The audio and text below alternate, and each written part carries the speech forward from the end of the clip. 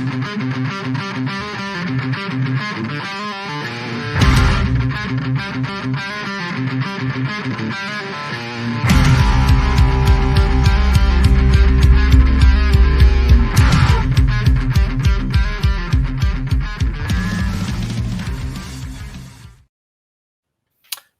and welcome to another episode of the British and Irish Eagles, and we are back with another Philly win. The Birds go 5-0 as we beat the LA Rams quite comfortably in the end to go 5-0. Sirianni and Hurts have won 22 of the last 23 games. Hurts has only lost one regular season game until in the last 2 years.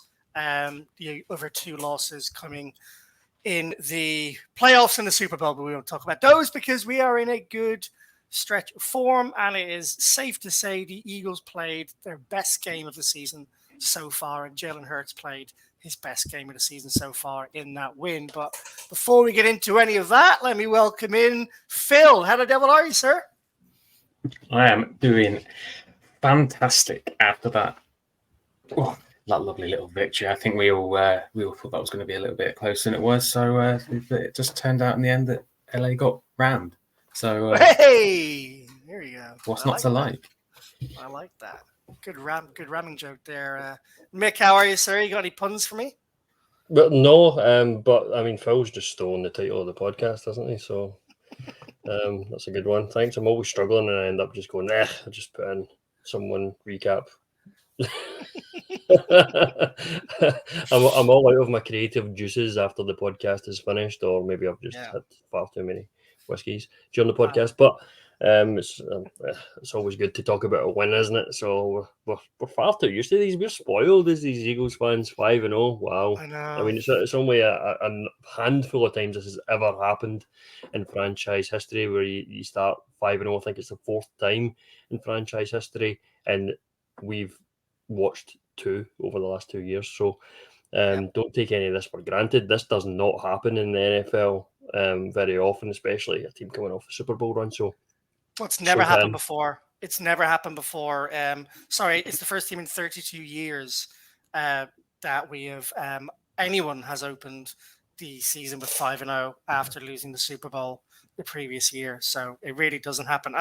And just to echo those thoughts, like, far be it from us to like start on a Debbie Downer, but like, this is not going to happen. If you're an Eagles fan in the last 2-3 years, this is not normal at all. Try not to get too used to it. Try not to get too down when we do eventually lose a game, because it's going to happen this season. I don't think the Eagles are good enough to go 17-0. I'm very, very happy to be wrong on that summation, but it's going to happen. So I just a forewarn for everyone that when it does happen, let's not get too down. Let's not get too low. It's very easy after a bad performance or a loss.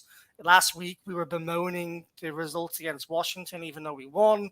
I was quite negative coming into this game against the Rams. I'll take that one on the chin. I'm sure you two have got a few digs lined up for me on this podcast. I could foresee an Eagles loss, and after the first kind of 5 to 10 minutes when both teams went down and scored a touchdown, and Cooper Kupp and Puka Nacua were and Stafford was ramming it down our throats to both of those players. I thought that was going to happen until the second half, and a little bit like the Newcastle United football team of the previous weeks, come out second half and play the opposition off the park after a good talking to at halftime.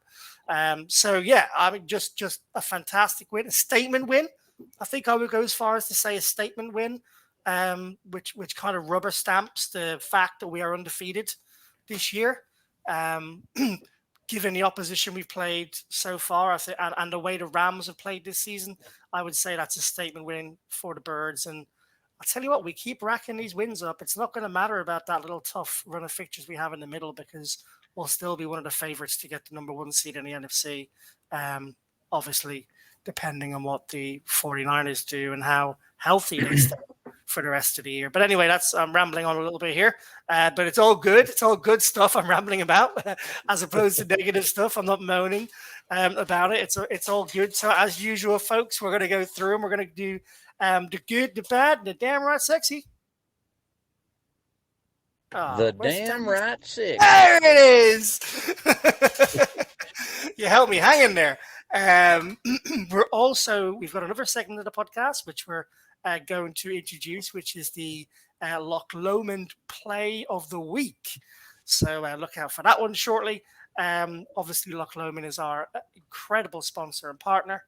And we're going to then look ahead to the Jets game, which is next week. What time is the Jets game next week, Nick? Do you know?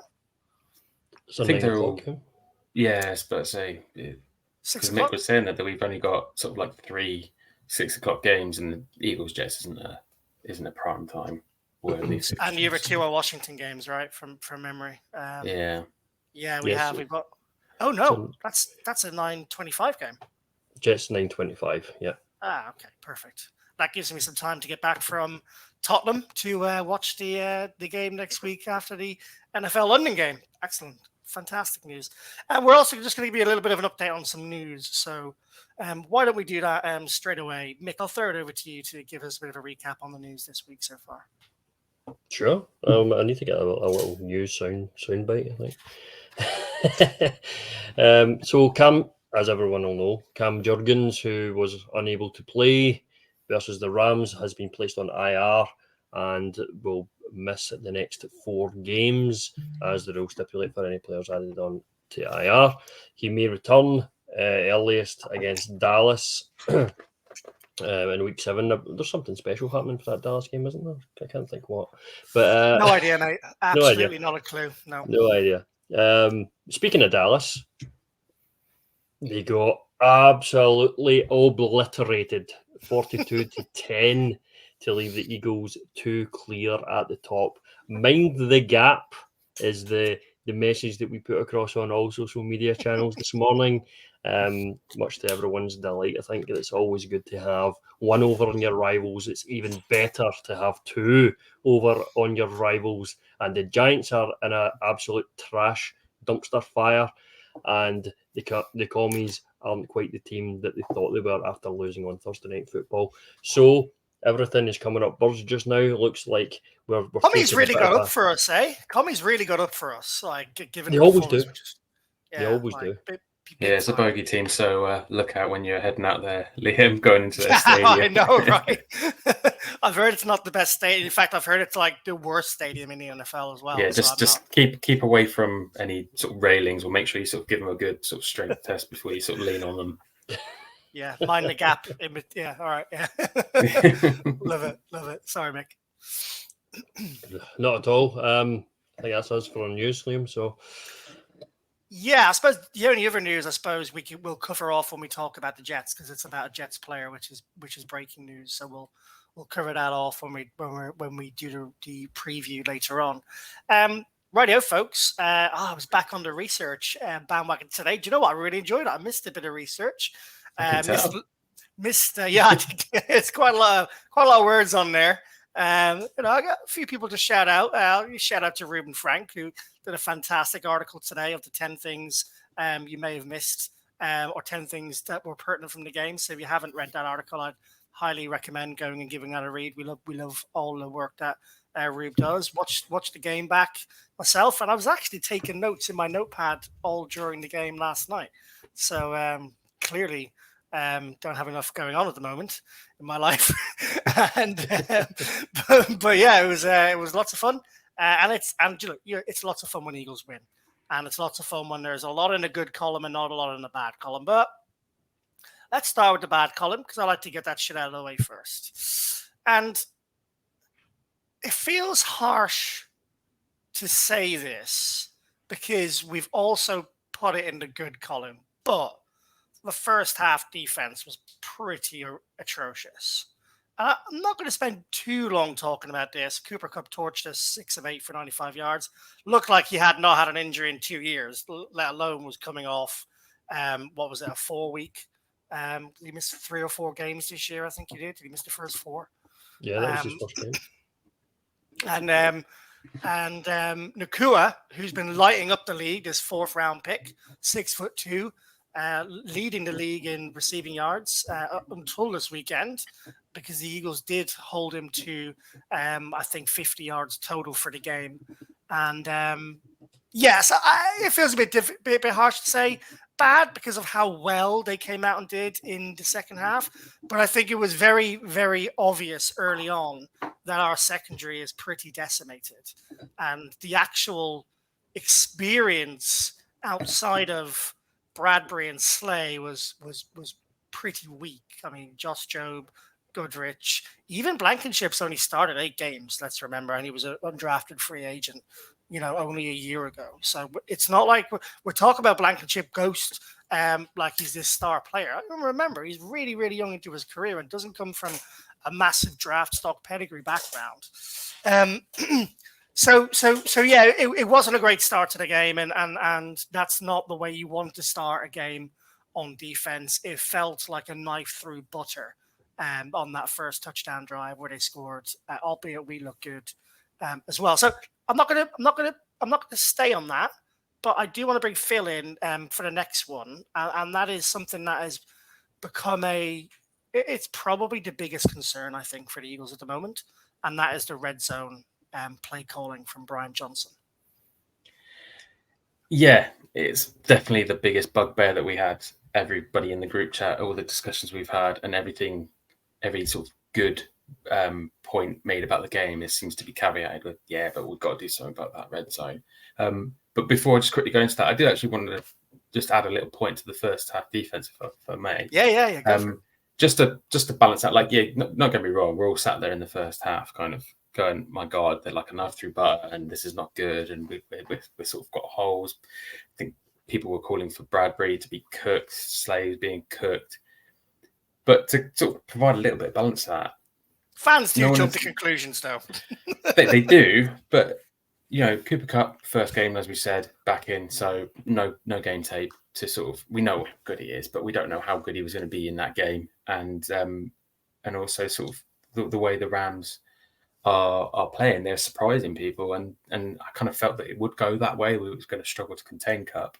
Well, we didn't know how Kupp was going to play with Nakua. Exactly. There's a lot of uncertainties. Yeah. There's not really a lot of prep you can really do for those two together. And also, just compare it to how we were playing last season. We were jumping out to all these great leads. Yeah, fantastic. But in quite a lot of games, and far too many, we were sort of slowly bleeding out, and we scored enough points to see out games, but we kind of weren't adjusting. Teams figured us out and started to exactly what we did to the Rams, which was sort of held us to points and sort of scored some to themselves. So the adjustments, which I know we will get onto a little bit later, is in the good column. But I think the first half defense has to be caveated with there's a lot of unknowns, and I'd rather they started like that and adjusted and became stronger in games than what they used to do last season. But that's enough on that. Yeah, as I said, I'll get back to what you actually asked me. The red zone play calling. We like a bit of ad hoc takes on there, Phil. I like a bit of that. Nice. And I think you've convinced me that I really don't think we should have had the first half defense in the bad. It feels. Don't get me wrong. I don't think they deserve to be. I think I'm happy that they're in the bad. I feel like it's justified. It was bad, but I think there's enough reasons to not really put it in the oh my God, this was terrible column. Mm-hmm. Eventually, we're going to have about 20 columns from leveling 1 to 10 in terms of how much we worry. So per quarter, just to sort of carry per quarter. But I don't know what it is. It just feels like as soon as they get into the 20-yard line, the play calling just kind of goes to shit. Basically, it's like they don't know whether to stick or twist. They sort of.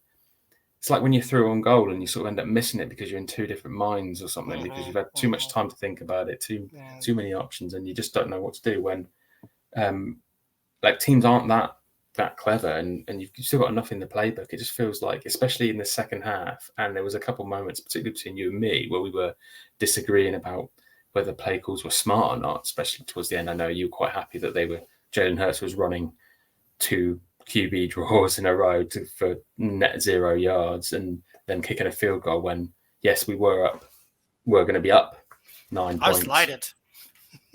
But I just feel like it's clearly that was the factor in the game, and we had some points in the bag. The week before probably had a lot to do with that as well, Phil, when they scored the touchdown, when they could have just ran the clock down and got the field goal. Do you think that might have had something to do with that decision yesterday? Unnecessary overtime against Washington? It's not, possibly. It's not the clock management, I think, that's so part of the annoyance with the decision. It's the fact that we are better than that. We have the ability to do it, and we need to it just felt like we were kind of like, oh no, let's just get out of here. It's like we were in control of the game, and the defense didn't allow any yardage, any plays from the Rams in the second half, in our half of the field. In the second half, they had no plays in our territory. So based on that, why not just? It's almost like if there was really close, if it was a case of we thought they could go all the way down the end of the field and score, then maybe run out the clock. It just didn't sit right with me. I can't really put my finger on it. I feel like it's not being clinical, isn't it? It's not being ruthless. It's not, you've got your foot on the throat and then it's finishing them off. And the irony of that is the Eagles have won every game, so they have been clinical when it's really, really mattered, but they probably haven't been clinical. They could have scored a lot more points in the last 3-4 games, right, than they have. Yeah, definitely. And I think when you look at it, we say we didn't allow them to score a point in the second half, but we only got a couple of field goals ourselves. That doesn't really strike me as sort of impressive. It was impressive in how they controlled the game, but it's not going to strike fear into teams like San Francisco and Buffalo and Kansas City. They're not going to be like, oh, they're not being absolutely killing people off. It just reminded me of, because like we got like swole Batman, skinny Batman, and all that. Scarecrow, where like he sprays it in their face and he's like, the fear, your greatest fear. Like, I want like Kelsey before the game to go up with like some kind of magic dust and like, fear me. That's what I mean. It's like, this is the time when we've got teams that we can beat and we know we can beat. So next week, against a wounded Jets team, I'll be looking for them to really put the team to the sword, because we need to sort of the Dolphins are not going to be an easy game. So we need a statement to go into that game going, we are getting better, and look how much better we got and how much better we're getting, how much we're going to absolutely ruin you, even though the Dolphins are not a terrible team. But that's going to be the first real curtain raiser test for this team this season. And harking back quickly just before you jump in. When you were saying about how important this game is, I think this win is probably one of the most valuable wins we could have this season. I think it's the difference between going into the really tough stretch with 2 losses or 1 loss. Yeah. If we lose to the Rams, and the Dolphins aren't an easy team and Dallas aren't an easy team, we could end up going into that run of games with sort of 5-2, and it's a different story then. But if we go into the Dolphins game and we do manage to get a win in that game, and we go into that hard stretch without a loss, it's going to be massive. I mean, I think the Dolphins game is the start of the hard stretch. I think we win against the Jets. We're 6-0 going into the Dolphins. Are we playing the Dolphins at home or away? Home, because it's the first Kelly Green game. Tua will be on concussion protocol by then anyway, so we'll be fine. Obviously, we don't wish for that. We hope he stays healthy, because no one likes to see that. Mick, are we spoiled? Are we spoiled here? 5-0, and we're complaining about certain things. Yes, of course we're spoiled. We said at the start of the podcast that we're already spoiled seeing the team go 5-0 for the second time in 2 years, and it's not happened. It's only happened 4 times in franchise history. So of course we're spoiled, but we also reserve the right to nitpick when we want to, because we're Philly fans, and that's what Philly fans do. Yeah, so I'm going to give you the opportunity, Mick. I'm going to give you the opportunity. Yeah. I've written down Quez and Gainwell get the fuck. And I stand by that. I said at the start of this season, I did not. I have never been in on Gainwell from day one. I've never been in on Gainwell from day one. And if anyone disagrees with me, pull up some tape of me saying that I'm all in on Gainwell, because you won't find any. Even when he was playoff Kenny, I wasn't as high as you were, Mick, for that stretch. I mean, you were all over the playoff Kenny bandwagon. I've never seen it. I don't see it. Poor man's Boston Scott at best, if you ask me. I'd rather have Boston getting 7 snaps. He'd 7 snaps for 17 yards. Give them to Hurts. Give them to Swift. We don't need to see Kenneth Gainwell touch the ball. I mean, we have Goddard, we have AJ Brown, we have Devontae Smith, we have Smith, we have Swift, we have Hurts. There is no reason at all to give him the ball unless you're running the ball constantly and you need to give Swift a break. But even then, well, bring Boston Scott in for all I care. I mean, I don't need to see him anymore. Bye. Can't really argue I asked you to moan about him, and I've just moaned about him. It's fine. I'll just sit here and drink the whole podcast. Phil, no, sorry, Phil, you were going to say something, didn't you? No, he kind of covered it up because I was going to say, but you need a reliever a relief runner for Swift because you just can't have him in the game for 70-yard snaps. Do you need 7 relieving carries for 17 yards? I think there was a couple of plays that Gainwell had. They're not. His max was 4 yards. That was his low. Yeah, but they were not. It's not always about the yardage. It's because if it's a 3rd and 1, and he gets that key yardage, or 3rd and 3, then the yardage. I think he might have got 1 first down out of his 7 carries. I think he got 1 first down. I do remember it, and it wasn't like massively vital to the game, but it was definitely an important one. And if say Swift's gassed on the side or feeling a little bit of a niggle, you need someone who has the ability to at least come in and do Boston a serviceable job. Yeah, please, Boston Scott. Yeah, but you need trade Gainwell. You might get a 5th. They've got different traits, though, haven't they? Gainwell and Scott have got different traits, and I think it's not like we're crying out for space on the roster and we want to get rid of him. I wanted to trade for Jonathan Taylor at the start of the season, and you were against that. Imagine having Swift in and then Taylor in after him. Taylor didn't look that good when he played his first game back for the Colts the other day. I don't know. Yeah, and he got paid. He got paid. By the way, just touch on that. The running back market is live. It's back. What, 14 million per year? 9 million per year guaranteed. It's not bad.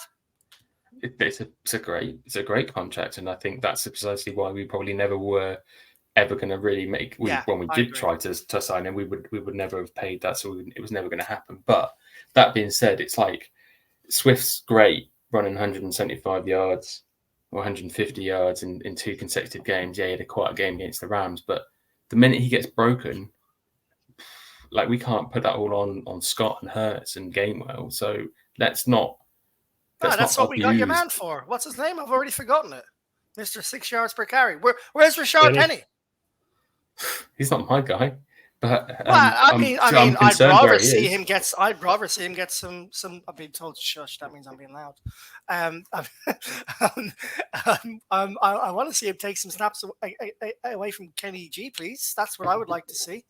I mean, at the moment, Ali, you're listening in. I'd rather get Jordan Howard in the building here than Kenny Gainwell. Let's open that can of worms. Different change of pace kind of back.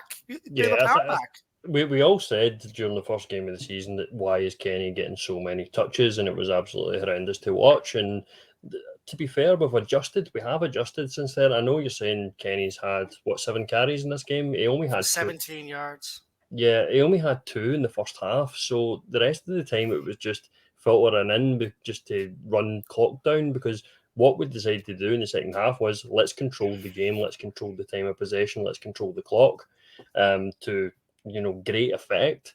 So, having Kenny in there, we all know he's not the best back that we have on the roster, and he's not going to get paid a significant amount of money, but he is there and he can carry the ball. And I don't think has he had a fumble this year?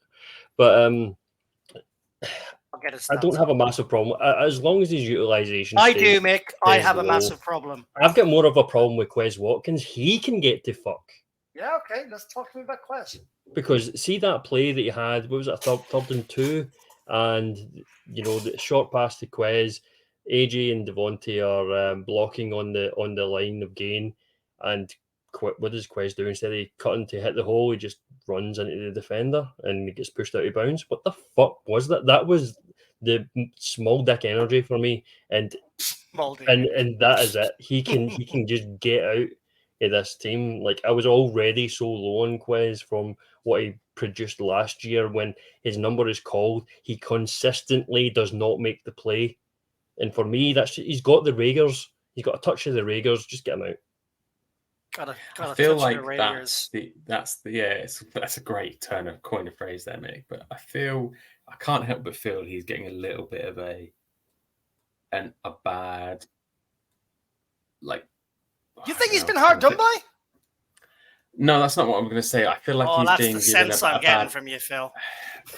I'm getting a feeling he's getting a bad turn of the wheel. And don't get me wrong, a lot of it is fully justified. But I feel like because he's had a few key drops, people are already on the negative point of view for him. So then when he has a moment like that, the criticism is almost like twofold.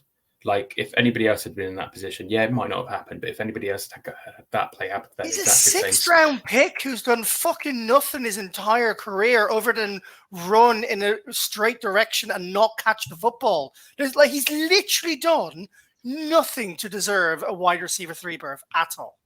Zero. He had one kickoff return, I think, last year, and that's all he's ever done in his entire existence. His mum should be ashamed of him. Oh right, then I think that's out of order. I think that's really unfair. I know exactly why you're doing it. You want to generate an argument. Okay. So I'm clapping this bit. This is great. I've got nothing. I've got no stats to back it up because that's not a good way to win an argument, Phil. I'm not trying to win an argument. I said you wanted an argument. I didn't say I was going to win it. I just want to turn around and give him a little bit of. I want to stick up for him just as much as I can on the spot, which is that. Obviously, there's debate going around about him being open in the end zone, flailing his hands around in a prime spot. No one's picked him up. Easy, guaranteed touchdown. Oh. Now, if you want to say that, if you want to use the narrative and say, well, that's because Hurts doesn't trust him, I don't believe that. I think that's a load of horse shit. I think Hurts, if he sees an open guy, he's thrown to him. It's like, how, there's no bias there. I mean, if he drops it, he drops it. No, but no you throw it. We know there's no guarantees he catches it, but you throw it to him because that's what you do. Like, you don't say, "Oh, I think you're going to drop it, so I'm not going to bother throwing it to you." That's bullshit. No, I don't buy that either. Yeah. So, based on that, it's a case of if he gets that touchdown, then he's had that terrible play, but he got one of the touchdown and put the Eagles outside. So, I feel like it's easy to jump on and kind of. I don't feel like he's as bad as Rager because Rager didn't do a fucking thing. He's not as bad as Rager because Rager was a first-round pick and Watkins is a sixth-round pick. And that's what I don't understand. It's not like Sirianni is giving this guy a chance because they spent high draft capital on him, and Harry Roseman's in his ear like he was for Rager and was for Derek fucking Barnett and was for Dillard, and we didn't get rid of them for so long. Was because of to save the face of the GM. That's definitely part of it. There's no doubt. And the amount you've invested in them. We invested the sixth-round pick. Just get fucking rid of him and get someone else in. Alameda Zacchaeus has played far better in the 3 games he's played than Watkins has in his entire Eagles career so far, and is a safe pair of hands. I don't need my third wide receiver to be an absolute star stud who's going to sprint down the field for 80 yards every 4 or 5 or 6 games and score 2 touchdowns. I need him to be a safe pair of hands to catch the ball on third down when Hurts goes through his reads and his number 1, 2, 3 read progressions are not available for him. That's all I need out of my third wide receiver. God, it's bad enough that Smithy and A.J. Brown and Goddard are fighting enough for targets as it is. We don't need a fourth one to take any more away. We just need someone reliable. Quez Watkins is not reliable.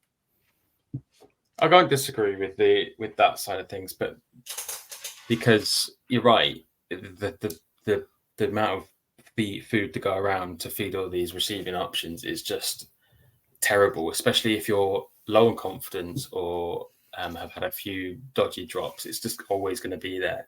But I feel like back before we had AJ Brown, he was a lot better when he had a bit more attention, and I feel like he is suffering because he's literally going to get 1, maybe 2 targets a game tops. And if you're low on confidence, that's just not going to help things. Yeah. And I think, and I'm not defending him 100%. I'm just trying to give a little bit of context to, like, it's easy to jump on and be angry because that was a terrible play. But there could have been the other play, like I said, the touchdown could have completely turned the opinion of him in that game. He could have got a touchdown, and we'd then be sat here kind of not talking about him because that bad play, but he also got the touchdown. There's so many different things that can happen. But that's not his. Yeah, but you can say, but he didn't. But that's because he didn't get thrown the ball. He can't catch a ball that's not thrown to him. No, I understand that. I don't think anyone here is suggesting that on the basis of this one performance is why we feel like this. I think it's the build-up of the same issues time and time again over what is now his 4th year in the NFL as a 6th-round pick. You know, we need 4th season, I should say. Yeah, we do. Jarvis Landry's on the market. Why don't we go get Jarvis Landry? He's 30 years of age. He's free. Well, we've got Ozzy as well, and he's probably marginally better than Quez. And I think familiarity with the system to go on a wide receiver now, you'd have to get someone who is proper elite and can do it with his eyes closed. You don't need someone coming in who's going to have to learn the playbook. And I guess they're just thinking that they just don't want to have to give up. Julio Jones in for a little bit of safe hand catch in the end zone. Increase the end zone. Just to touch on the end zone stats, by the way. The Eagles have nowhere to hide because they have AJ Brown, they have Devontae Smith, who's like the best hands in the league. AJ Brown, who's a big body receiver, and Dallas Goedert. They've got the Brevely shove, and they've got a elusive running back. There is no excuse for the Eagles not being good in the end zone. It's not like they don't have the weapons to do so. Sorry, I know that's harking back to that point, but I wanted to make it, and I didn't at the time. No, you're right. Sorry. It was just something I wanted to shout out as well, Liam, on top of that, is that the red zone efficiency is 42.1%, which is 27th in the NFL. Yeah. For an offense as high-powered as this, that's nowhere near good enough. 2 out of 6 in the red zone. We were 3rd last year. Yeah, 2 out of 6 in the red zone this week, 1 out of 5 against the Bucs that I recall. No, it's not good enough. It's not Sorry, don't want to dwell on it too much. No. And anyway, we need to move on because we need some positivity. We're 30 minutes into the podcast, and we haven't even talked about any of the positive side of things, of which there are loads.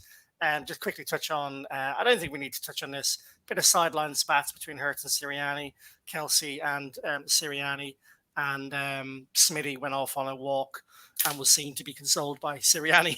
So Sirianni playing the father figure. We know Hurts likes some tough love, and Kelsey, Phil, thank you for this bit of research. Kelsey spoke after the game and clarified that it's the people closest to him that he gets most frustrated with. So I don't think there's anything to worry about there other than the fact that we have emotional guys who are passionate, ambitious, and want to do well, and that bowls over sometimes.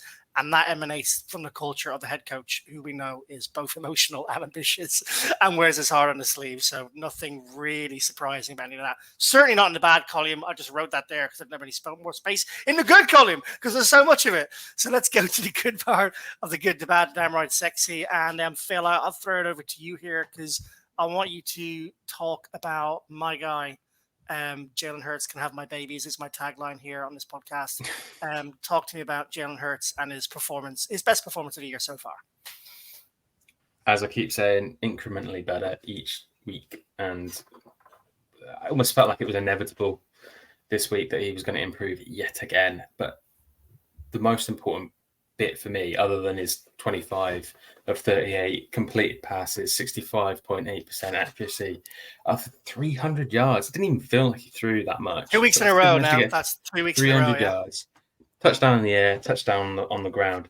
Did have that one interception, which I'll touch on in just a second. But it was, I think for me, and I'm pretty sure maybe for you guys as well, it was his running this week that was the telltale factor in that we're getting back to the Jalen of last season. And he looked quick, He looked quick on some of those runs. It was just I think he stuck his head in a little bit more. There was a couple where maybe he would have gone down like a little bit sooner, but he extended multiple plays with his legs. He had 8 rushes for 45 yards, and it just felt like really key moments, sort of 3rd and 8, 3rd and 7s. That was on third down specifically. Those eight rushes for 45 yards. He had 70 odd total. So that was really impressive. Yeah, sorry to clarify that. But thanks, Liam. It was this extending those key plays, like where everyone's the whole running narrative around the tush push, the brotherly shove, the QB sneak. Well, what happens when you're not 4th and 1, 3rd and 1? You still have to, the Eagles can still do it because Jalen has got the ability to extend drives, hugely with his legs. And I think that's what we've been missing a little bit up until now. Maybe the game plans and the situations and the conditions. Just he might have been carrying an injury, Phil. I mean, Jalen Hurts doesn't talk about injuries. He had the illness last week or the week before. I can't remember. He might have been carrying a little injury, which is why he wasn't as sharp, and we'll never hear about it. He's the kind of guy that we will never hear about that kind of stuff. Like, he will never come out and say it. He might tell us at the end of the season. Was it last in the off season, or the year before? I can't remember. The year before he came out and said that he was dealing with a leg issue. I can't remember exactly what it was. But my point is, we don't hear about these things from Jalen Hurts because got to keep the main thing, and we don't. The main thing ain't talking about injuries, right? It's exactly it, and I think just overall one of the most complete performances we've seen from him in his career. And, if you're ranking all the 20 odd wins out of 24. It's been one of the better performances on the ground, and there was that sort of stick that but that's what I mean is that I'm focusing mainly on the ground because there was that one play where he stuck his leg in the ground. It was a bit we thought he might have hyperextended it, and we thought his leg might go one way and his body the other, but it didn't. It held together. But it was that classic, and that was reminiscent of the time he sent the entire Saints defense to the floor in his first season starting for the Eagles. That ability to plant his leg and send the entire team the opposite direction to which way he actually ended up going. But yeah, as you said, his throwing was just on point, and I think that was epitomized, which I know someone else will touch on in a minute, but Dallas Goedert's sort of epic play. That's what has also been missing in the last few games, is that his get out of jail free card, Dallas Goedert, and the guy can just sort of also extend plays with the ball under his arm after the catch, sort of just pulverizing through defenses to get those 2 or 3 extra yards at the end of a catch. So just a complete performance for me, and I think it's only going to get better next week. I completely agree, Phil. I mean, he is going to have a tough matchup in the cornerback position next week, but other than that, he should carve up that Jets team. Worth mentioning, Brian Johnson, his play calling apart from the end zone was creative and very good. Sustained multiple drives, longer than 5-6 minutes for more than 60 yards down the field. I think there was 4 of them. Yes, we didn't convert on a lot of them, and yes, we've touched on that, and that's a problem. But the amount of times we went the whole way down the field and you got a field goal, or unfortunately had that interception to Witherspoon. But again, that interception he did throw was like the most perfectly placed ball he could have possibly given to AJ Brown, and it was just really unfortunate that it was an interception. Shout out to the refs for having a good game today. Don't have to talk about those guys today, for us anyway.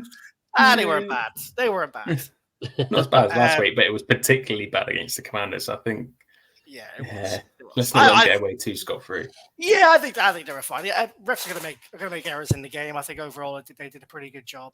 But just to touch on that, so 38 minutes the Eagles held the ball for, which was a staple of their performances last year.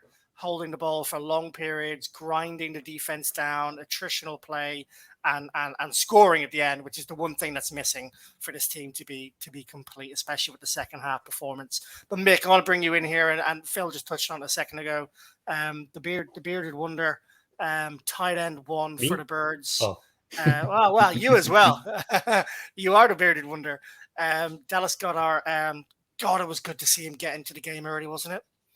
Oh, love me a bit of Dallas Goedert. Love me a bit of number 88. It's good to see him back, producing doing what he does, showing that he's a top tight end in this league. And I know we spoke about it last week, and I said, I don't really mind if Dallas Goedert doesn't get his, because we're still firing, we've still got all these offensive yards. But watching that game just brought it back to me, like, Mick, you do care. You do like seeing your guys coming up and high pointing the ball, taking in these catches, catching the first touchdown of the game. Dallas Goedert was phenomenal, and it was just great. Like from Goddard's first 4 games, he had 13 catches for 88 yards. Mm-hmm. On Sunday, 8 catches, 117 yards, and that first touchdown, like you said. So it was just gives us all a bit of, I'm not sure what the word I'm looking for, but it just lets us know that Dallas is still there. Dallas is still an option. The tweet that we put out was, "You forgot about Dallas, didn't you?" And I feel like that's what the Rams did. They were too busy trying to scheme up how to stop A.J. Brown, how to stop Devontae Smith running interference, and Dallas Goedert goes, "Well, hello, I'm here." There's a fantasy league I'm in. Not funnily enough, not the charity one that we're in, but also another tight end premium league I was in. And within after the first Eagles drive, there was a message put in the group saying that first Eagles drive, that Dallas got a touchdown, got 17, 18 points in just that first drive alone. And when you think about it, compare it to normal fantasy, you're thinking that was just how impressive that drive was, how heavily he was involved in it, and obviously capped off with a touchdown. It's beautiful. It really was. I'm trying desperately to find some stats here while you guys were talking about Dallas Goedert. Yeah, here it is here. So we got 1, 2, 3, 4, 5, 6, 7, 8, 9, 10, 11, 12. So even though he only had 88 yards through the first 4 games, that performance alone puts him up to the number 12 tight end in the season so far, just with that one performance. So tight ends have not been blitzing the league at all. And to put that into perspective, the top tight end is 289 yards, and Dallas Goedert has lost him again now at 200 yards. So another couple of 205. So he's done nothing for 4 games. He has another game like this, and he's already the leading tight end receiver in the league. So just shows that Sirianni can dial up whichever receiver he fancies on any given Sunday. There you go. To have the most yards. And I tell you this now, one of our British Irish Eagles members asked if we could do a bet of the week for the Eagles. Can we start doing that again for our podcast? We have done it before when we were called Next Man Up. So I'm gonna do one at the end of this podcast. Or Phil, you put your hand up if you got one ready for it. Well, I think it was generally something that I came up with last season, but I'm happy for anyone else to chip in. But we could definitely do a bet of the week. Oh, you could. Looking for a way to lose some money, aren't you? Yeah, but 100%. Although, you just give me a platform. Yeah, I know. I'm going to talk about the huge bet that you just given me a platform to talk about my £1,000 bet win on Sunday. For players to be carded. I actually won £280 on Saturday as well. So drinks are on me next time we see each other, boys. Drinks are always on you. That's true. Money bag. That's true. So picklebacks for sure.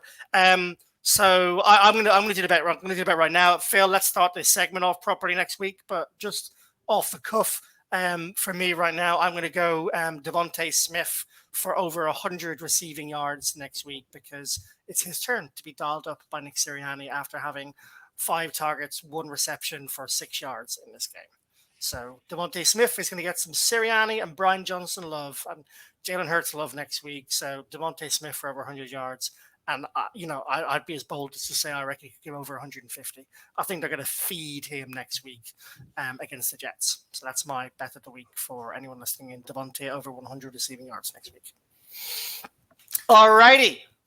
Dallas Goedert, what a player. Let's bring you in here, Phil. I want to talk about Jalen fucking Carter. No, that doesn't work because Derek fucking Barnett was a bad thing. So we'll just go with Breadman. All right. Talk to me about Breadman. Jalen Carter, Defensive Rookie of the Year elect. I think it's growing by the week, for sure. Another 2 sacks this week, and not only did he get 2 sacks, but he got 2 of the most sort of fuck yeah, Sachs. For lack of a better way to describe it. You kind of looking at it going, yeah, fuck yeah, let them go. Like throwing Stafford around like a rag doll. But that's not the only impressive It really was. Even that first sack where he barely touched him, Stafford still hit the deck. I think we've all seen the video that Baldy put out about how impressive Jalen Carter is. And there's one moment I think which I took out most out of the whole video was when he says, "There's nothing better than getting your hand on the back of the quarterback, even if you're not sacking it. It's not your paw." That was it. Yeah. And it's just like that just goes to show that and the intelligence of the guy as well. Like how many teams are now kicking themselves? The Bears, the Falcons. Oh, they wish they'd had the guts that Howie did to. This might be the best draft pick. This might end up being the best draft pick of any GM in for the next 10 years. Like genuinely, it's that good. But he's just going from strength to strength. He's an impactful player, like Fletcher Cox. Who, like, generally, I've completely forgot for about almost a half a game that Fletcher Cox wasn't playing, and that's not a bad thing on Fletcher Cox. That's more credit to Jalen Carter. Is that we just he would have been right there on the sideline next to him, though, like bigging him up, giving him coaching. Oh yeah. It's more of a case of you lose a player who's impactful so far, especially this season as Fletcher Cox, and you barely notice he's not involved. It adds to the case for him. And when you look at all the other defensive rookies, there's not really anyone that's standing out there. I mean, especially when you look at the players that have now gone down injured, with Christian Gonzalez sort of going down injured, so he's out of the running. There's so many other players in that ilk that just haven't made the impact. All of the defensive ends that got picked before him, like Will Anderson. The hell's Will Anderson done this year, Mick? I've barely heard his name being called. Am I missed something? I don't know. Will Anderson's been quietly not there. No, he's not been bad. He's not been bad. Okay.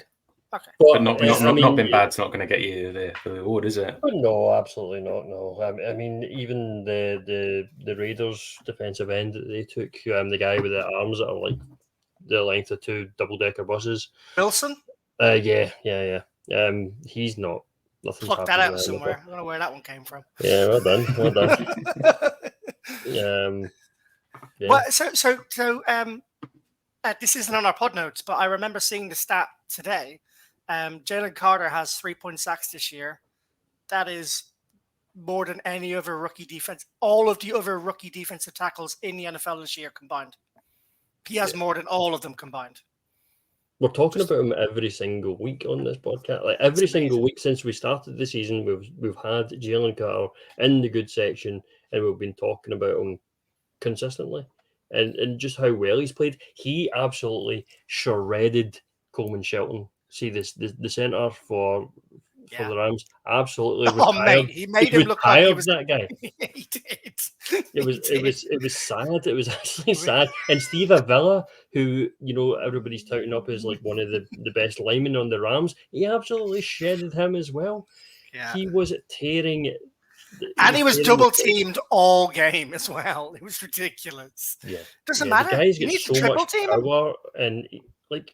If you watch if you haven't watched the Baldy video, watch the Baldy video where he breaks it down play by play of, he's putting in swim moves, he's just batting people away, he's knocking people on their arse. It is unbelievable what this guy is doing in his first season in the NFL. And he was saying there was some locker room footage, and he said, he spent the whole plane ride to LA watching footage of Matt Stafford. Mate. Yeah, he said this a couple of weeks ago as well. It's like the whole concern him coming out of college was, on his pro day and stuff like that. He's like, he's not putting in the effort. He's overweight and all this sort of stuff that came out. And whilst the concern was there, he wasn't himself because of obviously what happened. Like for the guy to turn that around to what he's doing now, like said, he's locked in watching film with these guys. He also said that the crowd noise helped because the Rams had to resort to hand signals, and he took that to give him an extra couple of split second to get off his block and not off his line even quicker than he's already doing. I think he's already top of the next gen stats of getting off the line, and because he's so explosive. In his hand placement, it's like the guy is elite. He's elite already. I'm just so happy listening to like you and Phil talk about Jalen Carter and what he's done already, I just think is sensational. There's a couple of stats that I plucked out when I was doing some research earlier on today. Well, one specifically, and that is Javon Curse has the current, and no one's mentioned this, by the way, because I looked all over Twitter to make sure no one else had made this point. So this is an OG take right here. Yeah, exclusive. Exclusive. He had 14 sacks in his rookie year, Javon Curse, in 1999, which is the current record for rookie sacks on the D line in the NFL. Right, this guy was a defensive end. Right, I'm not a defensive end. Historically, get more sacks, and not defensive end / linebackers. They get more sacks than defensive tackles do historically. This guy had a record of 14 sacks.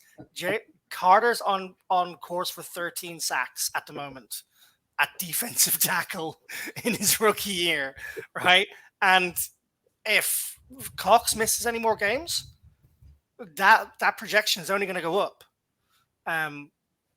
This might sound like a ridiculous take. This guy could be the best defensive footballer in the NFL for the next 10 years. Not just a defensive tackle, not just a defensive end, not a linebacker, quarterback, safety.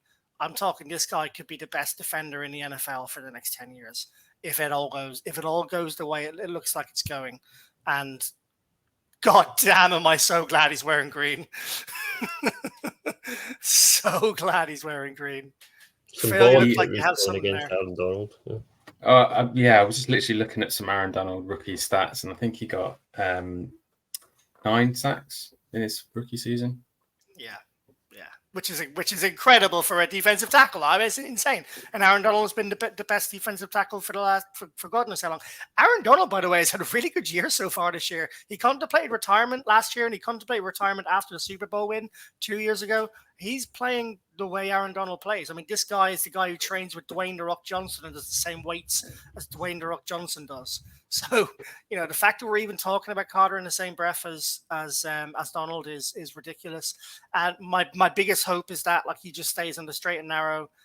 He leaves all of his friends behind who may encourage him to get in a car and race. And we know what the NFL can be like. And I want to be open and honest about this. When people come from backgrounds where a lot of gangs are involved, we've seen it happen time and time again with players getting with the wrong crowds. And Carter was going down that road a little bit, I think, with doing boy racer stuff before he was drafted. And as Mick said, that was a lot of the reason why he wasn't in the right mindset in the draft. And I just hope that the only thing that will stop Carter from being an all-pro and a Hall of Famer is that. So let's just hope he keeps on the straight and narrow, and he listens to Fletcher Cox and continues to do what he's doing. Mick, he said that on, I think it was week 1 or week 2, I can't remember now, he was looking at film tape of the center and the guard the whole way there, and he said he knew exactly the moves he needed to do as soon as he lined up. So if he's doing that on every play and right over, I mean, I might start backing Jalen Carter and have a sack every game between now and the end of the season. Yeah, and like we said, it was sort of symbolic of passing the torch possibly from Aaron Donald, because I forgot Aaron Donald was playing yesterday on Sunday night. Because talk to me about Sua Opeta then. Because Aaron Donald had one of his worst games. You already said Aaron Donald's been playing well this season. Yes. Aaron Donald had one of his worst games ever for his whole Hall of Fame career that he's had. He had one of the worst games ever against Philadelphia yesterday. And that is, completely down to how dominant the offensive line were yesterday. It was an absolute...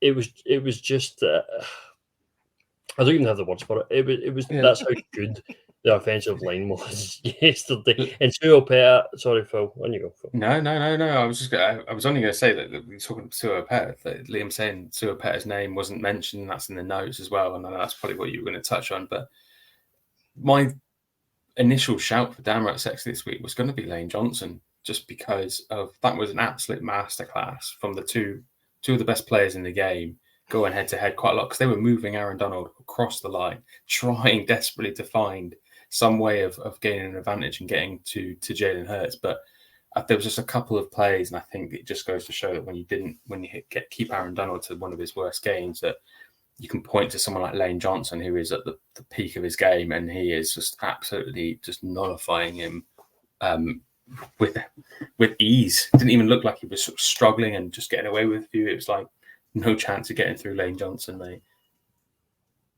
Yeah, the whole line were phenomenal. Like Jordan Mailata, Dickerson.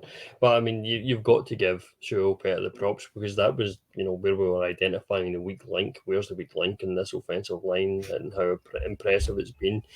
And Shuo, well, like according to PFF, he gave up 3 pressures during the game, but I mean, in the grand scheme of things, it's very low. I mean, Jordan Mailata gave up a pressure. Just Lane Johnson gave up 1 pressure, but 0 sacks. I think it was only his 6th ever start or something silly. Well, I know he's been around forever, but I think it's only his 6th or 7th ever start in an Eagles uniform. So incredible. Yeah, the guys were like, even just watching the game, we just thought Hurts had so much time in the pocket. I don't know how many times the commentators were saying, Hurts, he's got all day, and he's just waiting for a receiver to become open, and sometimes that didn't quite happen. He had to tuck and run off check down, but it was evident to anyone watching the game that he had all day. The protection was there, and it was upstanding. And there was one instance, actually, I remember now, of Lane Johnson, and he was just ushering Aaron Donald. Like the play was long gone. Aaron Donald was nowhere near Jalen Hurts, but Lane Johnson was all over him. He was not for giving up the pass block. It was just like, you're not getting past me no matter what. And I love that. It's just another part of the whole mentality this team has, and the competitiveness. Even if the play is dead, the ball's already in the air, Lane Johnson's still blocking this guy. The tackles don't get enough kudos, especially in this segment of the podcast, because it's not damn right sexy, is it, when you just hold a guy off for a whole game? Like we call it for like an incredible play, or normally an incredible performance. So maybe we need to start giving a bit more kudos to damn right sexy Jordan Mailata, giving up no pressures, no sacks. Or maybe we need to start looking at this a little bit longer. Jordan Mailata didn't have his best game, and he did give up a sack this game, and didn't have the greatest game against Washington either. He had a really good start to the season. First 3 games of the year, he was leading the league, I think, in left tackle ratings, maybe even offensive line ratings going into week 4. He's not had the best couple of weeks, but he'll get back to where he needs to get back. It feels like Mailata's just prone to a couple of games like that. Like for what he is, and how much we talk about him, and we load him up for being the 7th round pick and being one of the best left tackles in the game.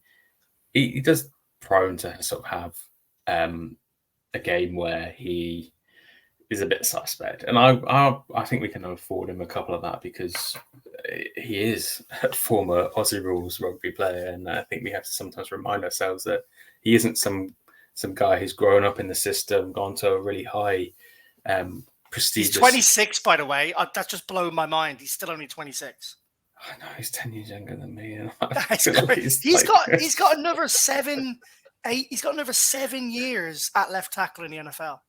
That's what I mean. I think we have to when he retires. It's easy to get sort of overexcited about it, and with 100% good reason to do so. But I think we also have to remind ourselves that when he maybe has the occasional off game, that he is only human, and he has had a remarkable pathway to the NFL and being the starting left tackle in the Super Bowl last year. So I'll hopefully it doesn't continue. I'm trying to give him a bit of a pass, but it won't last forever. Hey Phil, maybe on the next Singer of the Mask, he's going to come out there with and portray another big guy in Rag and Bowman and sing the song "I'm only human after all." The game's on. He'd smash it out of the park. He'd probably do a better version, to be fair. He would do a better version than me. That's for sure. That's for sure. All right. We still haven't chosen our damn right sexy, have we? So should we go with the offensive line holding off Aaron Donald and nullifying him to I think into his worst game of the season? I think the offensive line is more than worthy for that performance. Okay, I think you know what? After having that conversation, I'm with you both. Damn right sexy to the Eagles offensive line. Shout out to all 5 of those guys. Landon Dickerson, Jordan Mailata, Sua Apeta, Jason Kelsey, and Lane Johnson. Congratulations, you win the damn right sexy. Hit it, Nick. The damn right sexy. All right, that wasn't a bad impersonation, actually. That was pretty good. All right, so I feel like we've talked about this already, so I'm going to skip through it pretty. Oh no, actually, that's a very good point. There's 3 more things we need to go on to before we'll do the play of the game. So let's go for. Oh, do you know what? Nicholas. Yeah. Britton Kobe. Okay. You're cruel. I mean, it doesn't. I know what you're trying to do, and it's just because I've slagged them off. I have no idea what you're talking about. I'm making and that's part of the podcast. It's good though. It's good. I like. Is it cathartic? I'm an Eagles fan. I want to see the guys do good. Like, see if Watkins ended up with a 100-yard game next week, I'd be like, fucking yes, Watkins, love you. Liam wouldn't be. Liam would still be hammering him. He'd probably drop 5 passes on the way to 100 yards. See, there we go. I don't hold grudges to our own players until they leave, and then they're dead to me. As soon as they leave, they're dead to me. Okay. But on the door and talk to me about Crash Test Covey, because he's like one of the best returners in the league at the moment. Oh no, he is. I think I read a stat earlier that I didn't put in the notes. I think I was distracted by one of my kids at the time. But I think he's number 1 in the NFL of yards over returns over 10 yards or something like that. 16.9 yards he averages this season. 16.9 yards. No, he's absolutely crushing it this year, and crushing it literally as well, because he's getting a bit crushed by the opposing team's special teams. Doesn't matter. He's made of rubber. He still gets no. I mean, the guy gets hit and he just springs straight back up. He reminds me a little bit of Devontae Smith in that sense, where the guy, you just think, well, he looks brittle. He looks like he could break like a twig, and he gets dogpiled, and he just springs back up. Meerkat. Love it. Maybe yes, that's his new nickname. Absolutely, Meerkat. I love the Meerkat. Right, so the Meerkat's killing it just now, and hats off. Hats. I don't have a hat on, but I'll put my hat on. Hats off to Britton Colby for the performance that he's had so far this year.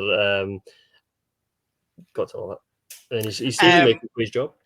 I'm gonna get my outside the box in for next week against the Jets. Coming to the house is my outside the box for next week. You'll be absolutely astonished. We get at least 3 of those a week at the moment. Just so you know. Whiskey's coming your way next weekend, boys. So we're not the only ones who are willing it into existence. But just to quickly touch on that. Yeah, go on.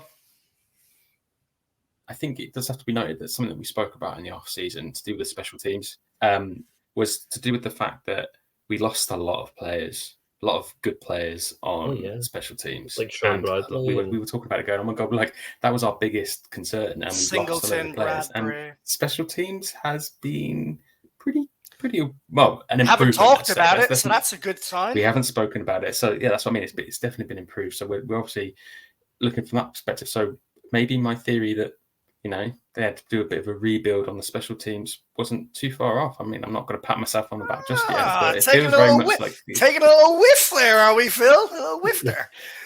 Well, I mean, if you lose the players that we'd lost and, that have gone to other teams and now we're better, then the conclusion's quite easily to draw that conclusion. And we're the special teams is tied 10th in the NFL at the moment, according to PFF. Is that the moment, so, Nick? Yeah, according to PFF. Now? So that, nice. I mean... We can't ask for any more. We're not looking for special teams to be sort of making being the Hey, downright I'm happy. sexy every week. We were Special just teams, looking. middle of the road is perfect for me. But I mean, we're not looking for them to be downright sexy every week. We were just looking for them to not be in the bad. And well, so I far am they've next not, week. Now so- I've made my prediction, but yeah. Yeah.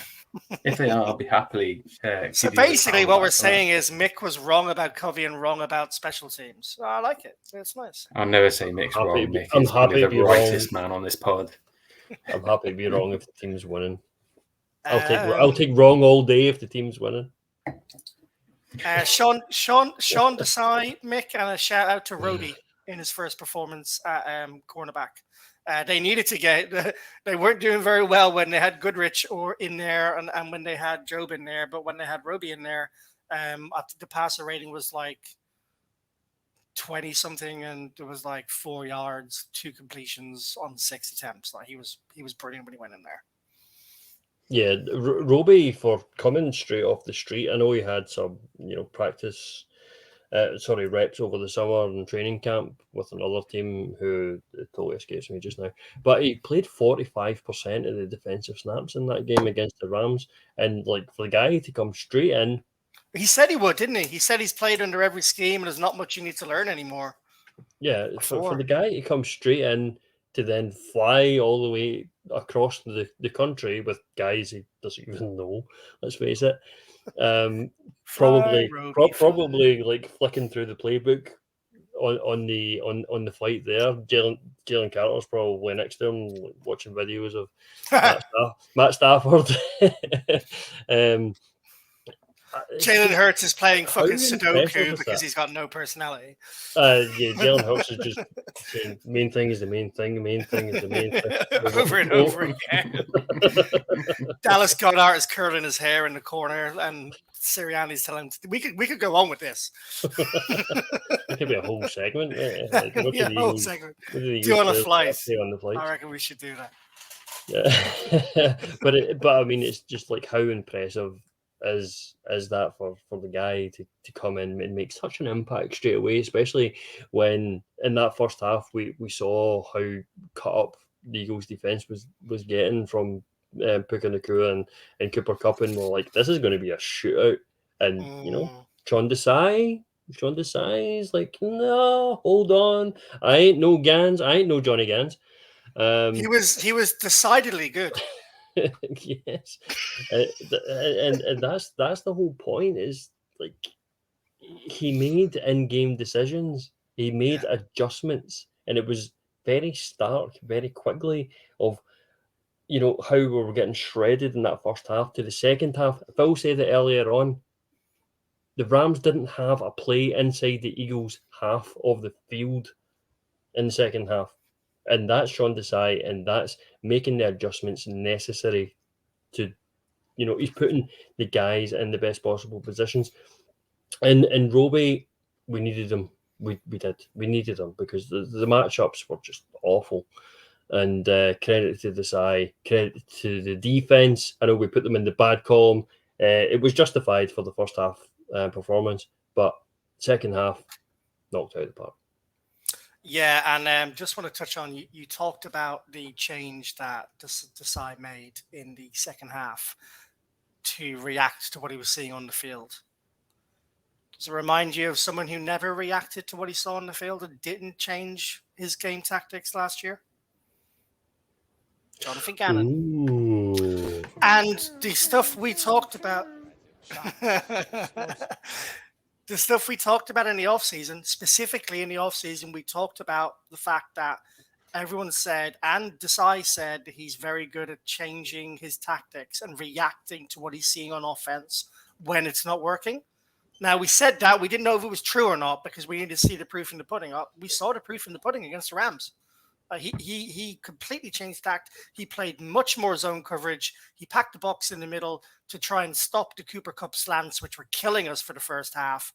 And we kept him to barely any yards in the second half at all, only 20-odd yards, and the same to Nacua. So, it's hard not to give the damn right sexy to Sean Desai for the way he reacted and the way he dealt with what is the 4th best offense in the league coming in to play against the Birds. Let's not forget about how highly these guys are ranked. And that was before Cooper Kupp Cooper Kupp wasn't even there. Yeah. You know, I'd be really interested to see how many points the Rams put up on other teams in the next few weeks. I think it'll be a lot. This is a good team. A very good team. All right, I'll round us out here for the last good, and then we'll do the Loch Lomond play of the week. And that's AJ Brown. AJ Brown had an absolute game. 9 catches for 131 yards against the Bucks. 9 catches for 175 yards and 2 touchdowns against the Commies, and 6 catches for 125 yards against the Rams. Just shows you that Devontae Smith had 5 targets. AJ Brown had 6 or 7 targets. One had 6 yards. The other had 125. As I said, look out for Devontae Smith next week. That is the most receiving yards. You might have read about this already for any Eagles wide receiver in the last 50 years. I want to credit Reuben Frank with a few of these stats. That one specifically, and he is seriously good. If you read Rube's article, it starts off in the AJ Brown bit like, I knew AJ Brown was good. And I'm quoting verbatim here. I knew AJ Brown was good. I knew he was very good. I didn't realize he was this damn good. And he went as far as to say that he thinks he's the best wide receiver he has ever seen wear an Eagles jersey. We're talking T.O., we're talking Deshaun Jackson. We're talking High this praise level. indeed. Huge praise for somebody who's been covering the Eagles. One of the best reporters for the Eagles has been covering them for a long time. And he reckons AJ Brown is better than every single one of them. I think this is also a British and Irish Eagles exclusive stat announcement based on some research I've done today, because I also haven't seen anyone talk about it. Now, tell me if I'm wrong and tell me if it was said in the game, because I can't remember, because I was a bottle of wine in by the time he probably made this. No one seems to have noticed that AJ Brown passed 5,000 career receiving yards against the Rams. And I'm not seeing that anywhere, but he did. He passed 5,000 receiving yards against the Rams. He's only just turned 26 years of age. Feels like AJ Brown has been in the league for about 20 years. He's only just turned 26 in June or July this year. He also has 37 touchdowns. He's got over 5,000 career receiving yards. He is on course for a Hall of Fame wide receiver position already, and likely to get another Pro Bowl appearance this year. I mean, he's on course for 12,000 receiving yards.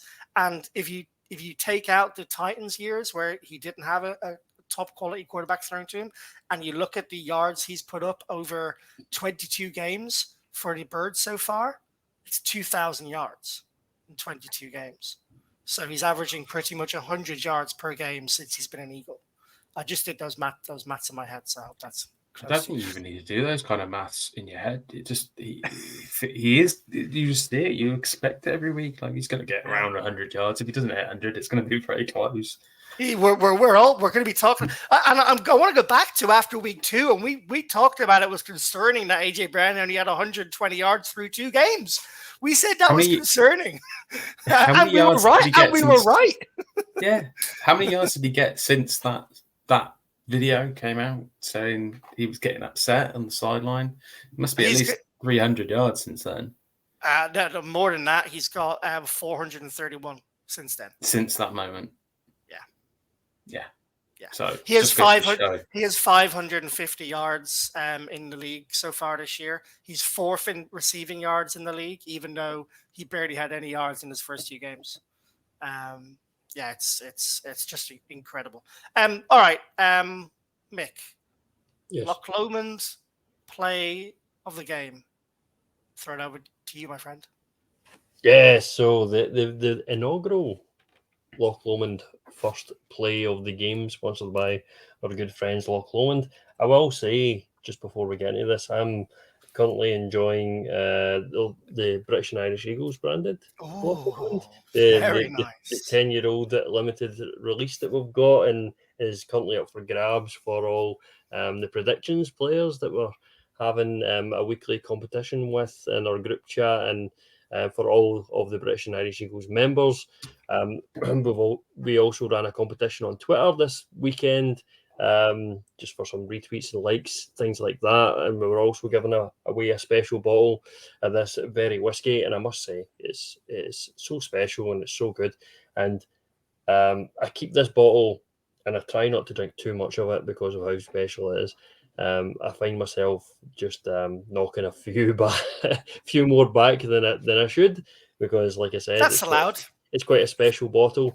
I try and keep it for when we have a victory. As Phil will know the famous words. Phil, get the whiskey. So I was waiting for your cue this game. Toast out the game together. That was the first game where I feel like I'm missing out, guys. I need a message that says, get the whiskey out. The problem is, Liam, you were watching a stream that was about 2.5 hours behind the actual game itself, until you so it wouldn't have saved me, worked anyway. Phil, and I need to thank you for saving me and giving me another stream. All normal streaming channels and Sky are available, of course. So go on, Mick. Sorry. No, so the Loch Lomond special play of the week has to come to the man we were just speaking about, AJ Brown, for that one-handed grab he had for 36 yards when the Eagles were chasing the game just before the half-time whistle. There was 32 seconds on the clock when the Eagles started that drive and went 75 yards, which ended in the tush push, or the brotherly shove, as it is now called, and within Eagle circles. It's starting to trigger me a little bit when people call it tush push these days. It started triggering me as well. And can I just jump in on that point? So anyone who was watching Red Zone at 6 p.m., which is probably everyone that's listening to this podcast, because we weren't playing till 9 o'clock, Scott Hansen called tush push for an opposition play, and it was very clear someone jumped in his ear to make a statement about it, and he came out to say they're going to call it a tush push for every other team in the league, but when it's the Eagles, it's the brotherly shove. And I feel like we need Deebs to do a brotherly shove, like kind of recording the same way we have the Damn Right Sexy. I reckon, Deebs, you're listening in. That's our next request for you, my friend. That's it. That sounds good to me. Because there's going to be more of them, because there was lots of brotherly shoves during that game that we just watched. But I mean, just again, shout out to AJ Brown, like that 36-yard grab that he had, one-handed in stride. It was an absolute dart from Jalen Hurts as well. And what a time it was in the game. That was so pivotal to the whole game for us to score just before the half. AJ Brown reins it in. Next play, AJ Brown gets the PI in the end zone as well.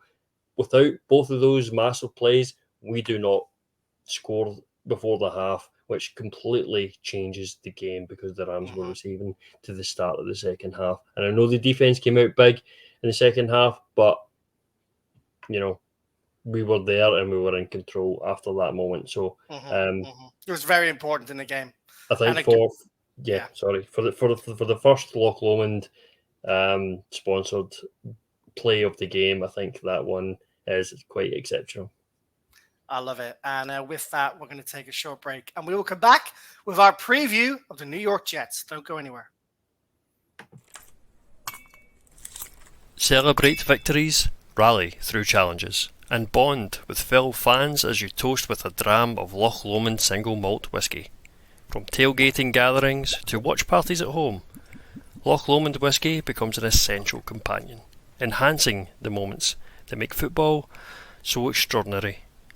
It's the perfect accompaniment, from the joy of victory to the bittersweet moments of defeat.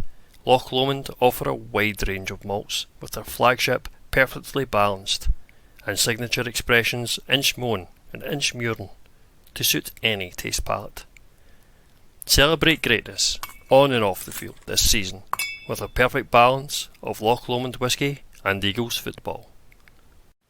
From the first pour to the crowd roar. Fly Eagles fly.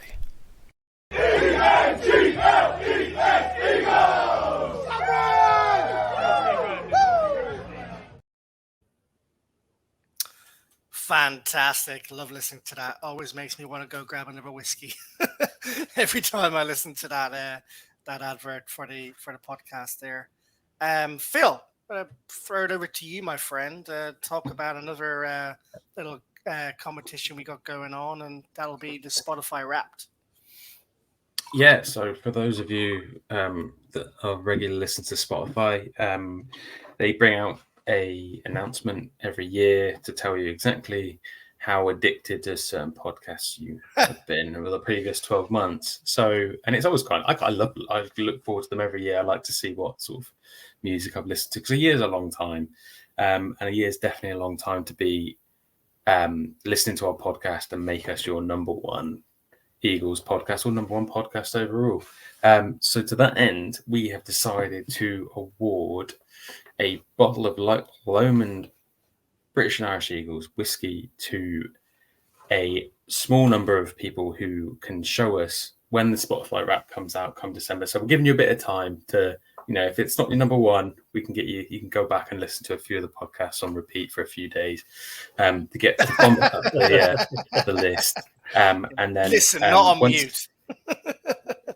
Listen intently. And when the Spotify Wrap comes out next year, for everyone who sends a picture of their Spotify Wrap podcast rankings into us and shows us that we are your number one podcast for your Spotify listenership, we will put you into a hat for a draw, and a few of you, not just one, not just two, a few, to be decided, and we will get some bottles of Loch Lomond British and Irish Eagles whiskey sent out to you just in time for Christmas, because I think it comes out usually in sort of early December, end of November, early December time. So we'll get some whiskey sent out to you, hopefully in time for the festive period. So get that Spotify on, leave it in the kitchen, let your dogs listen to it while you're going out for work. We don't care. We do. We obviously care. We want you to listen. I feel like we shouldn't limit this to Spotify. Just on listening to live, like if you listen to us on Apple Podcasts and you can prove to us that we are your most listened to on Apple Podcasts or whatever your streaming channels are, then I think that applies to you as well. Let's not limit it to Spotify. Let's give it to any listener who's listening on any specific platform. I'm not sure if Apple do the same sort of year roundup. I know that they might tell you who your number one is, but that might be over a long period of time. But if someone out there who listens to Apple rather than Spotify can verify that you get a year roundup of your Spotify your podcast listenership, then yeah, by all means it can be included. It's all in the name of the festive spirit, so Absolutely. literally and figuratively. And what a drink to be drinking on those cold winter nights as well. All right, let's get through to the Jets preview. And the Jets, oh my God, I mean, what a year. And I mean year, I don't mean season. I mean, what a year the Jets have had so far. They've been predominantly in the news because of the signing, the trade for Aaron Rodgers, which obviously happened in the offseason.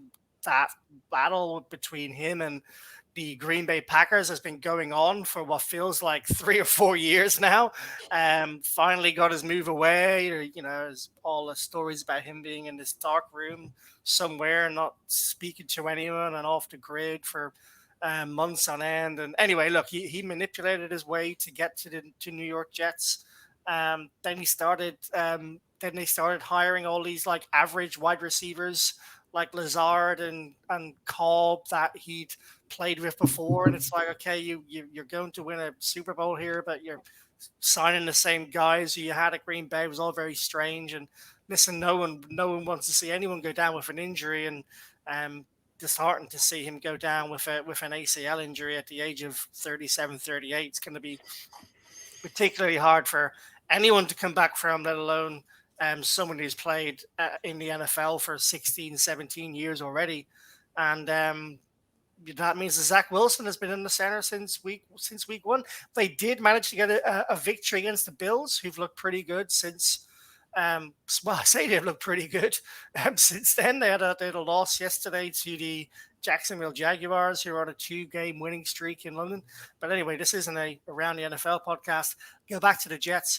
They lost to the Cowboys 30-10, the same Cowboys who just lost 40-10 to the 49ers. They lost to the Patriots. Yes, that's right, the Patriots, who are stinking up every single red zone viewership. They every other week they lost 15-10 to the Patriots.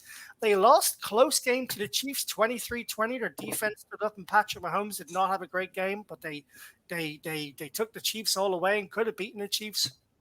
And they did just win their last game against the Denver Broncos, probably one of the only other teams who've been stinking the place up more than the Patriots and the Jets have so far. So they're 2-3. You know, they're not 0-5. They're not 1-4. They're 2-3. They've won a couple of games. Obviously, they took the Bills all away. They took the Chiefs all away, and they've beaten the Broncos. So I'm not gonna turn around and say this is a walkover win. We are in their house. It's not a home game, although it probably will be a home game. We know how the Eagles travel. But yeah, just want to paint the picture of where the Jets are so far this season before the matchup. Their win against the Broncos. Breece Hall seems to be back fully fit now. There was rumors in the first few weeks he wasn't fully fit when he broke through the plane and couldn't quite get to the end zone and was caught by some of the DBs. He went off for 177 yards and scored a touchdown this Sunday. Wilson went 19 of 26, which is a pretty good high accuracy rating for him, although that was only on 200 yards. And he also had an interception. Their defense was very good last year, and it continues to be pretty good this year. They had 4 sacks against the Broncos. Quincy Williams accounted for 2 of those. He's one of their highest rated defensive players at linebacker this year. They also had a safety and a fumble, which they returned for a touchdown, along with 5 field goals. So it's not like Zach Wilson was lighting the place up, but the defense showed up and they got the job done against the Broncos defense. And Sean Payton, who'll be reeling after losing to Hackett, after saying he did the worst job in NFL last year, would not want to be Sean Payton as he crosses that field to shake the hands of Hackett. I'm pretty sure he didn't do that. Just by way of an injury update, and this is breaking news as of this evening, their starting tackle and highest rated offensive lineman, AVT, left the field early on Sunday and is out for the season with an Achilles injury. Huge blow for the Jets after losing Aaron Rodgers. He was playing at right guard. He moved to right tackle for the last few games. So that's a big loss for the Jets. Also, their left tackle left the game twice during the game as he had pain in his surgically repaired knee. He came back into the game, but one to watch for this week coming. So hopefully that gives you guys a bit of a base for where the Jets are in their season before the game.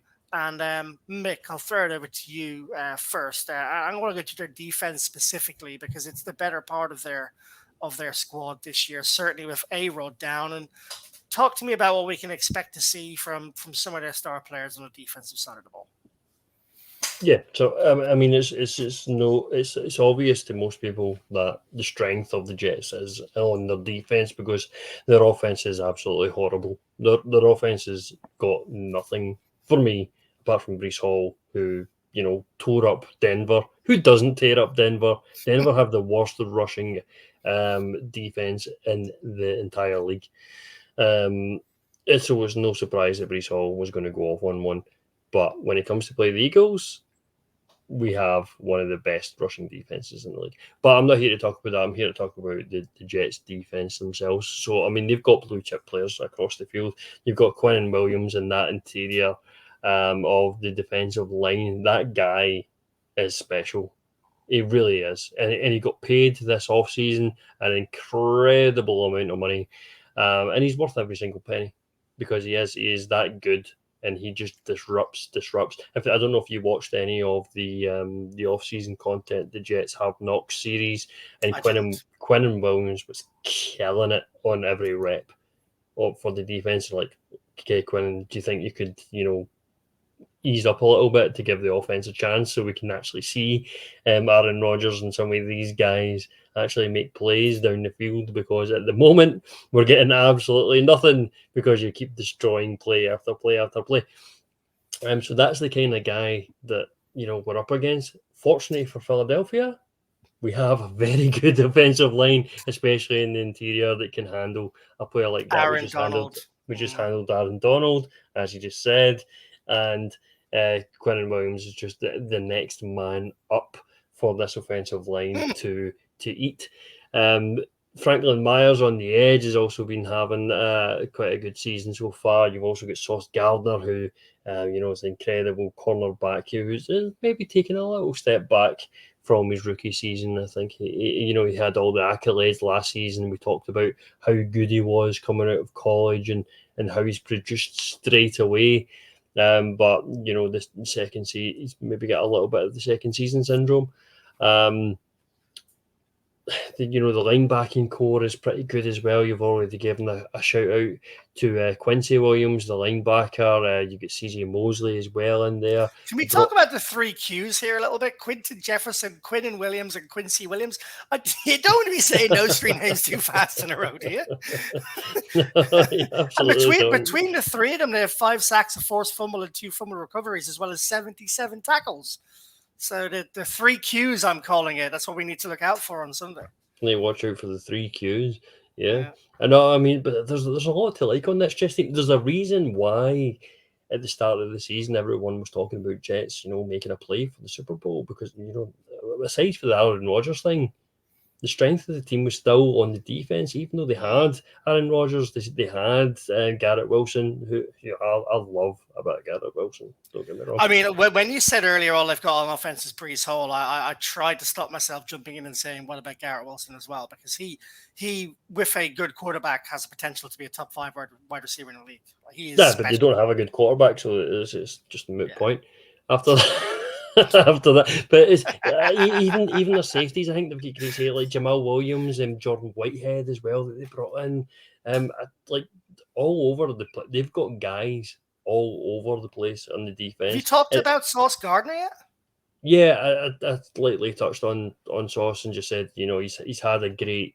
He had a great first season. He's maybe taken a little bit of step back. Sorry, yeah, of course you did. Of course you did. My bad. So I mean, they've got guys. And DJ Reed's one of the highest rated cornerbacks in the league this year. Like he's had a really solid.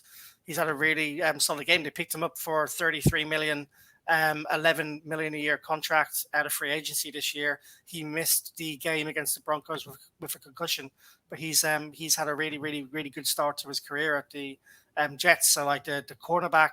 The cornerback position is going to be a difficult position for the Eagles to throw against. Good job we have AJ Brown, Devontae Smith, and Dallas Goedert to deal with them. But it's the defense is tough. Genuinely, I'm not concerned about it. I'm especially not concerned about it now that we've heard about AVT on the offensive line, and I think the Eagles defense are going to eat. I mean, if I was going to make another bet this week, it would be an over on the sack line, whatever it is for the Birds. I would take the over, given how much better the Eagles' defensive line are tracking and how weak the offensive line for the New York Jets is right now. And Wilson is more athletic than people give him credit for. I think he's averaging like 8 yards per carry on the ground this year, and he had quite a few yards against the Broncos. But I mean, I don't see. Do you see anything other than an Eagles win here, Nick? It's really hard to see past an Eagles win at this point, just because we know how poorly, Zach Wilson has been this year. Like we never expected. He has got better in the last 2 games. He has got better in the last 2 games. I mean, but he's got better for Zach Wilson. From what? Right. He's not gotten better from to like a top 10 quarterback, or even close, not even a top 20 quarterback at this point. I'm not sure he makes the top 32 quarterbacks in the league. Yeah, the Jets. Gardner Minshew is playing better this year than Wilson, and I'm not sure Wilson is playing better than any other quarterback in the league this year. Maybe the other Wilson. Yeah, absolutely. It's one of those things. Is like, do you win because of the quarterback? Do you win with the quarterback, or do you win in spite of the quarterback? And the Jets are firmly in that third category. If they do get a win, it's in spite of Zach Wilson. It's not because Zach Wilson has lit up. He didn't score a touchdown. It's because he didn't yesterday. fuck it up. Yeah, he didn't score a touchdown yesterday, and he threw an interception. Yes, his percentage stats were pretty high, and you could argue he got the ball in the right position. But their defense got 9 points. Their kicker got 15 points. That's 25 of the points, and they only got 31. Yeah, I mean, and that's against the worst defense in the NFL. Yeah, of the Denver Broncos. So there's really not a lot. Apart to from get Patrick excited. Surtain, who had a good game. Yeah, I feel bad for Patrick Surtain because he's a fabulous player. He's probably one of the best. He cornerbacks. is the best. He is the best, I think. You reckon? At the moment, I saw you say that earlier on in one of the. I think if you look at his play, if you look at the ratings that everyone gives him all around, I think Patrick Surtain is the best in the league at the moment at the cornerback position. Yeah, but bar none. And I don't even think it's that close anymore. So the problem is it's really containing Breece Hall. Can we stop Breece Hall from destroying the game? It's like when we used to. It's like when we played the Giants. We were never really scared of what Daniel Jones could do to us, but we were worried about Saquon Barkley just wrecking the game. And it feels the same way. It does. You just made me think about the Giants, and all I could do was just giggle. The Giants. Oh my God! Let's play the sad trombone for the Giants. Why can't you just leave us alone? Got that as well. Let's do that. Why can't they just leave us alone? I'll never, ever in my entire life get tired of that. It's just The Giants are so bad. But I felt a little bit guilty. I was on the British and Irish Eagles Twitter feed the other day, and the New York Giants posted something out, and I just sent like a heart emoji and like an eyes emoji as if to like say we feel sorry for you. I got no response back. oh dear! Oh dear! It's a bad situation they've got going over there. It's because the defensive line is just trash. But the offensive line is trash. And Daniel Jones has been sacked, more times than Alan Pardew. He's been. I was trying to think of a manager's been sacked a lot, and he has. He's been sacked so many times this year. But also his play has been dreadful. The Giants have just paid him a 4-year, £40 million contract. 160 million. 90 of that is guaranteed.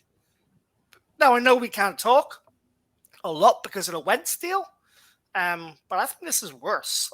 They genuinely, Wentz had the injury, then he had the personal issues within the camp. Daniel Jones is just bad. He's just not a good football player. He's not a good quarterback. And anyone who tries to tell me otherwise, I'm not going to listen to their opinions for the rest of the season because they've been making excuses for this guy for years and years.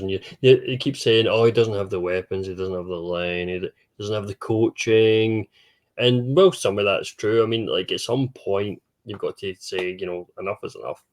We need to move on from this. Well, if he was a black quarterback, he would have been sacked already. That's all. The problem, like he's never elevated the team. He's never put the team on his back and like the way Jalen does, and handle his business. This is dangerously becoming like a Giants hating section of the podcast, which I don't mind. Do you mean dangerously or excitingly? Exciting. I love it. But we could hate on the rest of the East probably all night because of... they all lost, didn't they?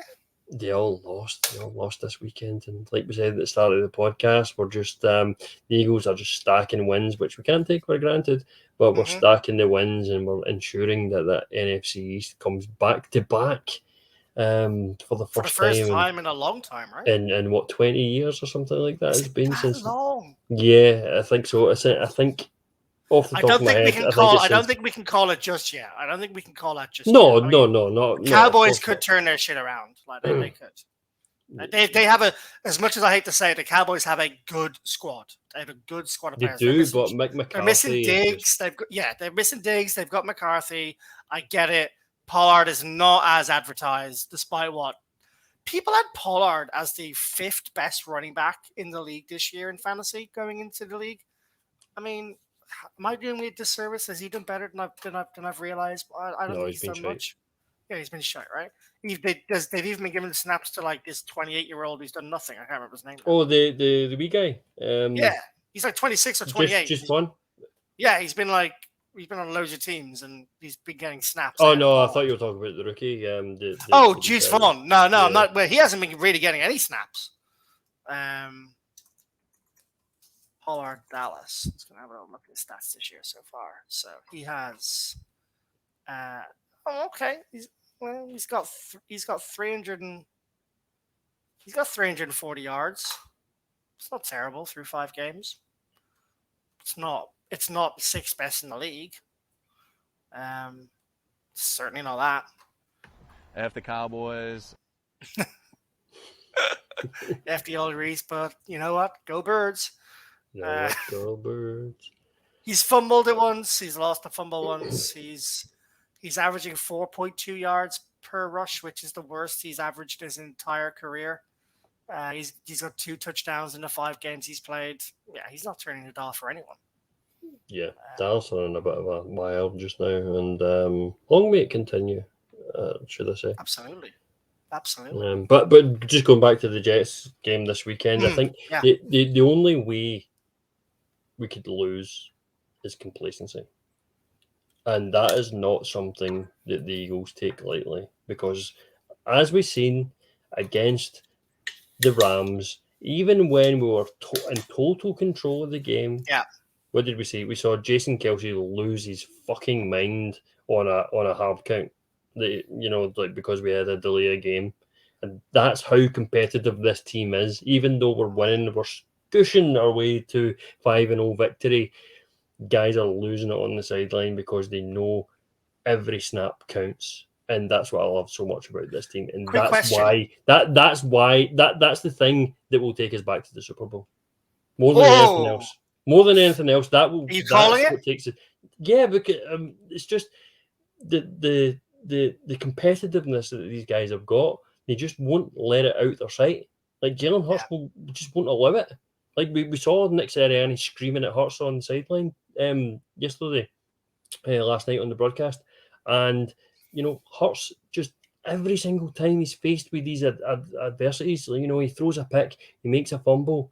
The next play, he doesn't let it get to him. He doesn't crumble in a pile of fucking ash. He picks himself up and then he throws the ball downfield as best as he can. He makes the plays. He uses his legs. He does what he has to do to grind out the win. And that's why he's got 22 fucking wins out of the last 23 games or whatever the stat is. I love that. He doesn't fall to the floor and burn out in ash. He's like a phoenix. He doesn't need to be reborn. Absolutely love that, Mick. Love the passion. The passion as well. Beautiful. Got me on edge. Got me on edge right now. Good. Fire in your belly. I want to go run through a fucking wall. Looking for killers. Yeah. Good stuff. I think that's all she wrote for this podcast, to be honest, Mick. I think we've covered everything we wanted to cover. And the Eagles are 6.5, so I would say the Eagles will also cover the Jets this weekend. 6.5. 6.5 is a low number considering that is low. Zach Wilson, considering we've covered every single game this year so far. We've won every single game this year so far. So there's 3 bets I've given you so far. Devontae Smith over 100 yards, Jalen Carter to get a sack, and the Eagles to cover the spread. You can use that in a bet builder. There'll probably be bigger odds than it will be in one. So go and check out your bet builder options on your betting apps. I won't call any out. There's lots to choose from, but it's been a really fun podcast. Nice to get one in early this week. So we got lots of time to look forward to the game on Sunday. If anyone's got any feedback they want to give us for the podcast, please do send it in via the messaging service on whatever streaming platform you're looking at, or at British Eagles on Twitter. Also on Instagram as well. Just give us any feedback you have, something you want to see, something you don't like, something we could be better at, something you want us to do. We love getting feedback, and bad feedback's almost better than good feedback, because no one learns anything from success. All right, success is great. That's fantastic. You can loud about it if you want, but you don't learn it. What you learn from is what you don't do well. So let us know what we don't do well. Let us know what we can improve on, and that's the way we'll learn. We are the British and Irish Eagles, and Mick and Phil, thank you very much for joining me on this episode. Phil has had to go and deal with a teething baby in the last 5 minutes, but it was great to have him on for most of the podcast. And hey, Eagles are 5-0. Fly, Eagles, fly.